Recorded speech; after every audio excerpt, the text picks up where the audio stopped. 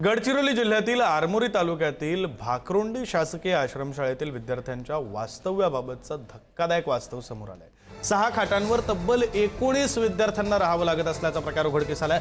पिण्याचं पाणी, स्वच्छतागृह, वीज आणि भोजनाच्या सुविधांबाबतही गंभीर प्रश्न उपस्थित झालेत आणि या सर्व प्रकाराची आमदार रामदास मसराम यांनी अचानक पाहणी करत संबंधित अधिकाऱ्यांना तातडीने उपाययोजना करण्याच्या सूचना दिल्या।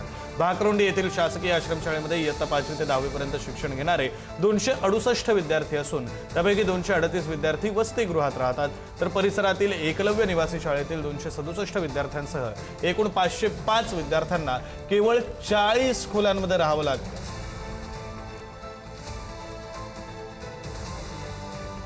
एकलव्याच्या मुलांचं कुठेतरी दुसरीकडे समायोजन करावं, दुसरीकडे त्यांची पर्याय व्यवस्था करावी, अशा प्रकारच्या सूचना देऊनही प्रशासकीय अधिकाऱ्यांनी मात्र या गोष्टीकडे कानाडोळा केला, ज्यामुळे आमच्या आदिवासी बांधवांच्या मुलांना फार मोठ्या प्रमाणामध्ये अत्यंत मजबुरीनं त्या ठिकाणी राहावं लागत आहे।